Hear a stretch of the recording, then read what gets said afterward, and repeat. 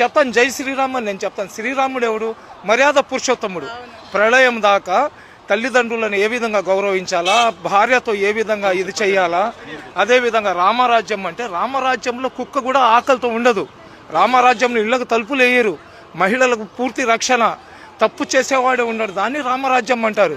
శ్రీరామచంద్రుడు కేవలం హిందువులకే కాదు, వాళ్ళ పేటెంట్ కాదు. శ్రీరామచంద్రుడు సృష్టిలో ఉన్న ప్రతి ఒక్కరికి ఆరాధించదగ్గ వ్యక్తి అతను. అదేవిధంగా ఎవరైతే మన పరమశివుడు దేవాది దేవుడు అంటారు, శివుడికి దేవాది దేవుడు అంటారు. రాక్షసులకు అదేవిధంగా దేవుళ్లకు యుద్ధం జరిగినప్పుడు రాక్షసుల వైపు అమృతము, అదేవిధంగా దేవుళ్ల వైపు విషం వచ్చినప్పుడు ఆ విషాన్ని అతను తాగేసి రాక్షసులను సంహరించి అమృతాన్ని దేవుళ్ళకి ఇచ్చినాడు. కాబట్టి అతనికి దేవుళ్లకు దేవుడు దేవాది దేవుడు అంటారు. పరమశివుడు కూడా తపస్సు చేస్తాడు. అతను తపస్సు ఎవరికి చేస్తాడు? ఏకేశ్వరుడికి చేస్తాడు. ఆ ఏకేశ్వరుడినే మనం అందరం వాళ్ళ బిడ్డలమే. మేము అల్లా అంటున్నాం, వాళ్ళు దేవుడు అంటున్నారు. శివుడికి భోలాశంకరుడు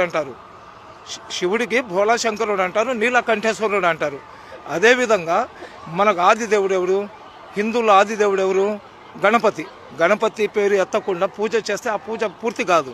అదేవిధంగా ఒక్కొక్కళ్ళు ఒక్కొక్క ఆచారాల్లో ఉంటారు. కానీ అందరు కూడా కోరుకునేది ఏంది? అందరూ బాగుండాలని. ఈరోజు హిందూ సమాజంలో గాలి దేవుడు, సూర్యదేవుడు, భూదేవి రకరకాలుగా చెప్తారు కదా. నిజంగా ఆ దేవుళ్లకు మాకు హిందువులే ఉండాలా, వేరే కులస్తులు ఉండకూడదు అనుకుంటే 10 నిమిషాలు సూర్యుడు ముస్లింల మీద టెంపరేచర్ పెంచేసాడు అనుకోండి, మేమందరం చచ్చిపోతాం. లేదా గాలి దేవుడు 10 నిమిషాలు ముస్లింలకు నేను గాలి ఇవ్వాలంటే మేమందరం చచ్చిపోతాం. ఇవన్నీ ఏంటంటే పొట్టలు పెంచుకోవడానికి మా బోటి వాళ్ళు, సాధులు, సంతులు ఏంటంటే రెచ్చగొట్టారనుకోండి జనాలు డిస్టర్బ్ అవుతారని. అలాంటిది ఏమి ఉండదండి. ఈ భూతల్లి నన్ను మోస్తుంది, వాళ్ళని మోస్తుంది. చచ్చిపోయిన తర్వాత ఈ మట్టిలో మమ్మల్ని అందరినీ కూడా కలుపుకుంటుంది. ఈ దేవుళ్ళకు లేని వివక్షత ప్రజలకు ఎందుకండి? దేవుళ్ళకు లేని వివక్షత ప్రజలకు ఎందుకు? చెప్పేవాళ్ళు చెప్తుంటారు, వచ్చేవాళ్ళు వస్తుంటారు. సరేనా? అందరూ బాగుండాలా, అందులో మేము ఉండాలా. నా రాష్ట్రం సస్యశ్యామలంగా ఉండాలా, నా దేశం ప్రపంచంలో ఉన్నతమైన స్థానంలో ఉండాలా. అది ఒక్కటి ప్రతి భారతీయుడు కానీ కోరుకుంటే భారతదేశంలో ఆకలి ఉండదు, భారతదేశంలో నిరుద్యోగులు ఉండరు, భారతదేశంలో కష్టాలు ఉండవు, భారతదేశంలో స్త్రీల గౌరవం ఉంటుంది. ఈరోజు